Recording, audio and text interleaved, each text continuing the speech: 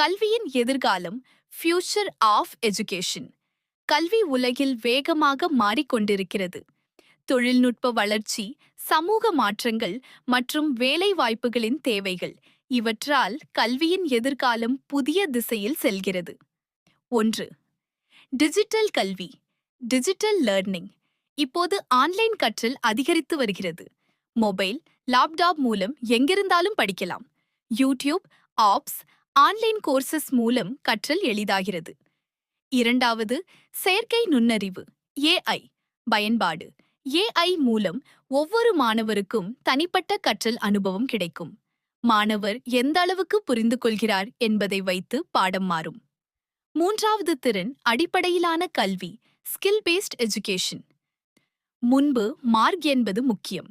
ஆனால் எதிர்காலத்தில் திறமைகளுக்கு ஸ்கில்ஸ் முக்கியத்துவம் அளிக்கப்படும்.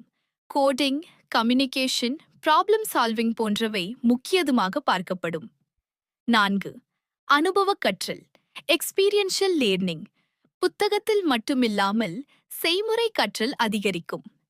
ப்ராஜெக்ட்ஸ், இன்டர்ன்ஷிப்ஸ் மூலம் மாணவர்கள் அனுபவம் பெறுவார்கள். 5.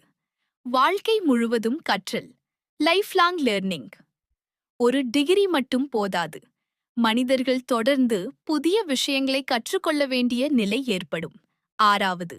உலகளாவிய கல்வி குளோபல் லேர்னிங்.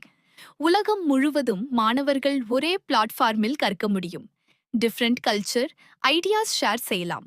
7. ஆசிரியரின் பங்கு மாற்றம்.